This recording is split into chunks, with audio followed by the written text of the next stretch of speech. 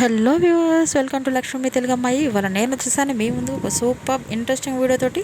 So మరి అదేంటో తెలుసుకోవే ముందు కొత్తగా మన ఛానల్ చూస్తున్న వాళ్ళు ఎవరైనా ఉంటే కనుక మీ ఫ్రెండ్స్ అండ్ ఫ్యామిలీ మెంబర్స్ అందరికీ షేర్ చేయండి, లైక్ చేయండి అండ్ అలాగే కామెంట్ చేయండి. ఈ వీడియోని ఎండింగ్ వరకు స్కిప్ చేయకుండా చూడండి. అప్పుడే మీకు క్లియర్గా నేను ఏం చెప్పబోతున్నాను అనేది అర్థమవుతుంది. యాక్చువల్లీ ఇవాళ వీడియోలో నేను చాలా ఇంపార్టెంట్ విషయాలు అయితే చెప్పబోతున్నానండి. సో ఎవరు కూడా మిస్ అవ్వకుండా స్కిప్ చేయకుండా ఎండింగ్ వరకు చూడండి. అప్పుడే మీకు ఈ ఇన్ఫర్మేషన్ అనేది యూజ్ అవుతుందన్నమాట. సో లాస్ట్ టైం నేనైతే రైతుమిత్ర స్టోర్ నుంచి కొన్ని ప్రొడక్ట్స్ తెచ్చుకున్నాను అనేది అయితే మీకు చెప్పాను. లాస్ట్ వీడియోలో చూసారు నేను ఏమేమి తెచ్చుకున్నాను ఏంటి అనేది.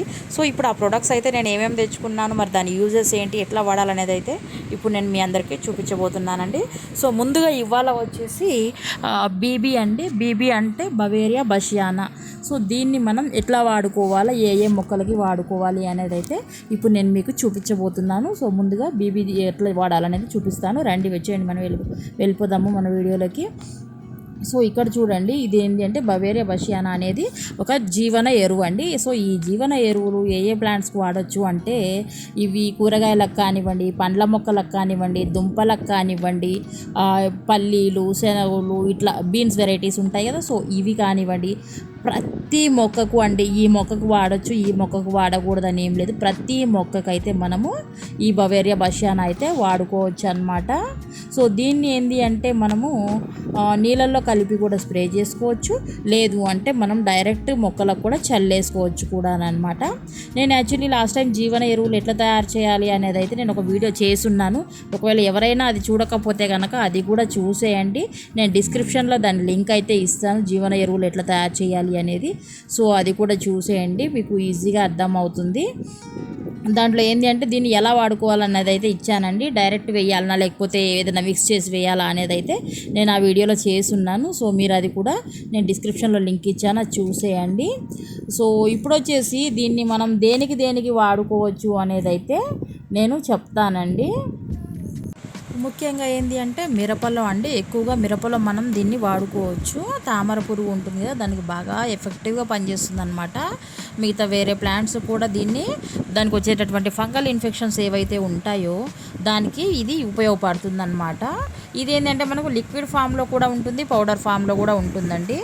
ఇది వచ్చేసి మనం లిక్విడ్ అయినా సరే, పౌడర్ అయినా సరే.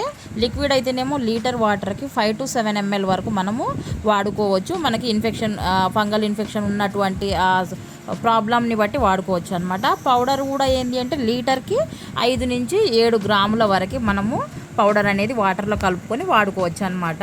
లేదు డైరెక్ట్ పౌడర్ వేయాలి అనుకుంటే కనుక వేరే ఇతర జీవన ఎరువులతో కలిపి వేయాల్సి ఉంటుంది, అది లింక్లో చూసేసేయండి. సో ఇది మనకి ఎట్లా పనిచేస్తుంది అంటే మనం ఒక్కసారి కనుక దీన్ని మట్టిలో కలిపితే గనక, జీవన ఎరువులతో సహా కలిపితే 6 నెలల వరకు మళ్ళీ కలపాల్సినటువంటి అవసరం అయితే ఉండదన్నమాట. అదే ఒకవేళ స్ప్రే చేయడం అనుకోండి, మనకి ప్రాబ్లం కనిపించిన వెంటనే గనక దీన్ని వాటర్లో డైల్యూట్ చేసుకొని స్ప్రే చేసుకుంటే ఎప్పటికప్పుడు మనకి ప్రాబ్లం అనేది రిపీట్ అవ్వకుండా ఉంటుందన్నమాట.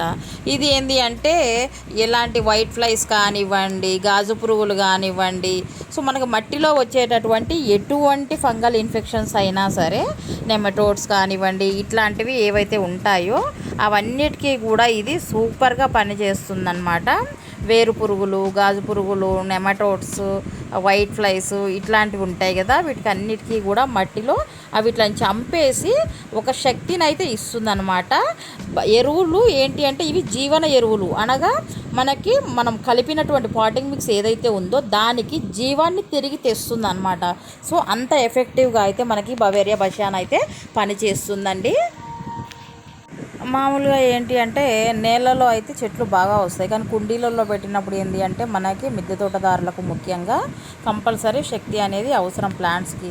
సో ఇవి వాడటం వల్ల ఏంటి అంటే రూటింగ్ సిస్టమ్ అనేది స్ట్రాంగ్గా ఉండి ప్లాంట్స్కి మంచి క్రాప్ అయితే వస్తుందన్నమాట.